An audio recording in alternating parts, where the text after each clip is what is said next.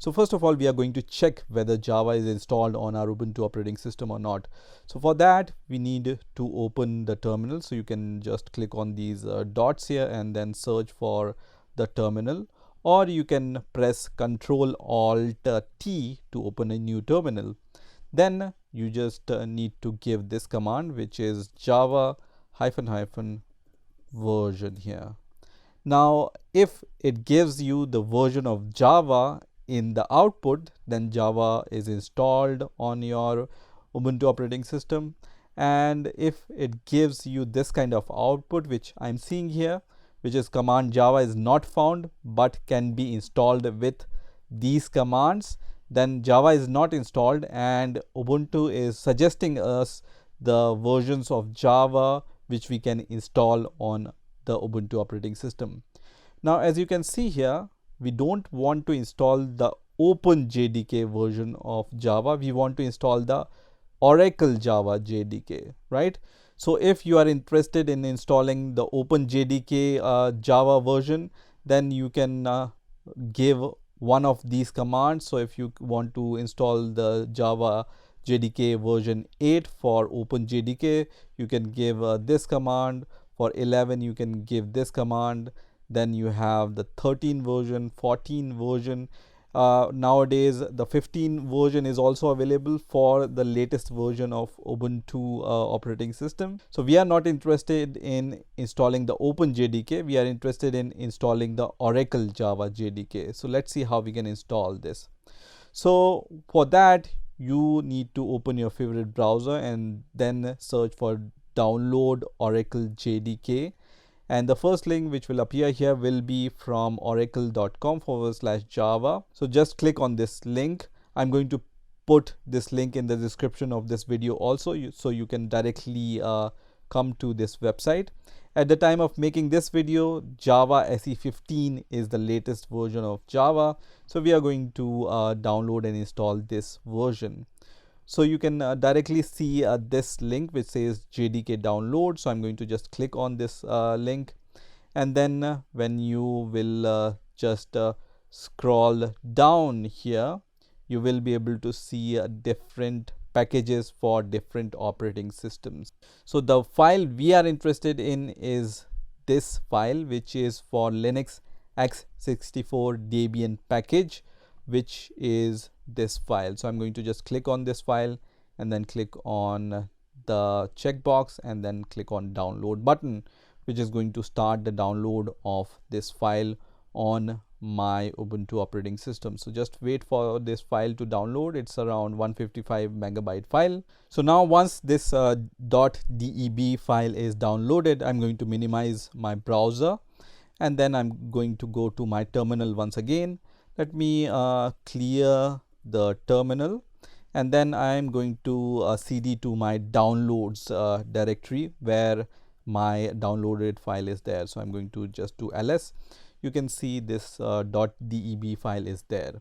So in order to install Java using this .deb file, you just need to give this command, which is sudo dpkg and then -i and the name of the file, which is JDK 15.0.2.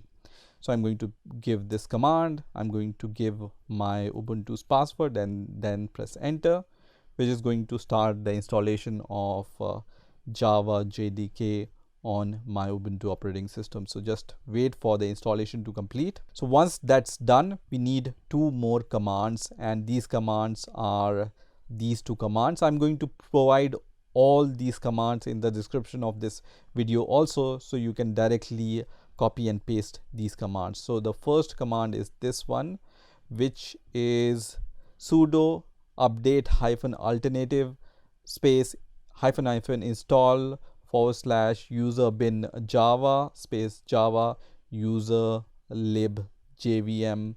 And here you need to provide the location of your Java JDK 15 folder. So let's give this command, and it's going to give you this error because we have installed the JDK 15.0.2 version.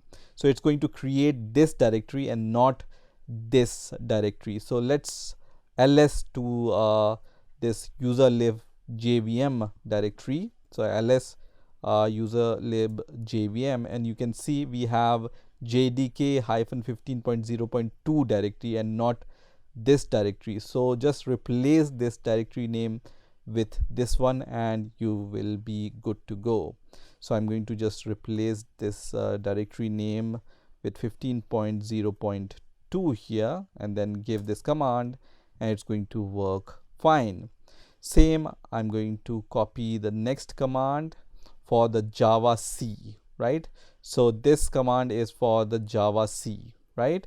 So I'm going to just copy this command, change the directory name, which is jdk-15.0.2, and then press enter, and everything is done. So let me clear the terminal, and we are going to just give the Java --version command now. And once you press enter, you will see that Java 15.0.2 is installed on our Ubuntu operating system. You can also give Java C command to check the Java C version, which will be same, which is 15.0.2. So now at this point everything is working and now you are good to go. Let's say you want to set the Java home environment variable also for your Java installation. So for that, let me clear the terminal once again. And first of all, I recommend you to just use this command, which is sudo update -alternatives space --config java. It's going to give you the location for your Java installation folder. You can see here, right? So if you are confused, you can always use this command to change between different versions of Java. If you have installed different versions of Java on your Ubuntu operating system, this command is going to help you to switch between those versions also. Okay. So now at this point, what we are going to do, we are going to add this path as the Java home environment variable. So for that, you need to edit a file which is called etc profile file. So you can use any editor of your choice, Vim, Nano. I generally use gedit to edit the file because it's relatively simple for me, let's say. So I'm going to just open this file, which is called etc profile file, and then it's going to open this file like this. So at the end of this file, what you need to do, you need to just type java _home all in capital and without any space, and then equals, and then you need to just copy the path of your Java JDK folder until the version. You don't need to include bin/Java directory, right? So I'm going to just copy this and then paste this path here. Once you are done, just Control S to save your file, and then you can now exit from your gedit editor. Now in order to just update all the paths, you just need to give this command, which is source and then /etc profile. Okay, so it's going to update all the source paths. So now once you give this command, you can just see the value of your Java home by using this command, which is echo $Java _home. It's going to give you the path of this environment variable, which is the path of your JDK directory. So now let's develop a very simple Java program and see if everything is working in terms of compilation and execution of the program.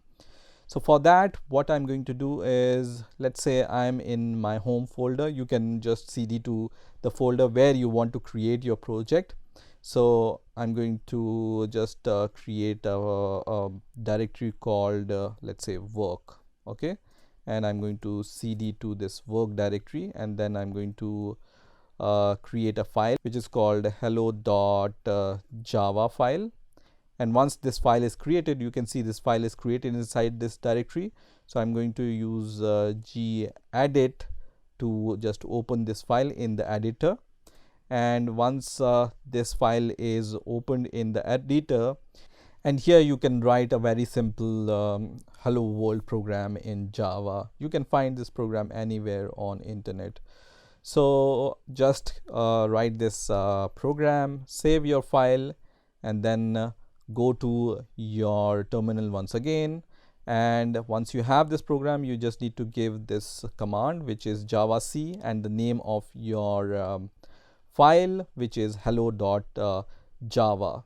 One thing to notice here is that your class name and the file name should be same. So in this case, my class name is hello and my file name is hello.java, right? And then just give this command. This command is going to compile your program and generate this file, which is called hello.class. This is the binary file which you can use to run your program. So you can just use now the Java command and then hello. So you just need to give the name. You don't need to give the extension .class for your program. So just give Java hello and it's going to print the hello world or whatever program you want to execute using this Java command. So this is how you can download and install Java on your Ubuntu operating system. I hope you've enjoyed this video and I will see you in the next video.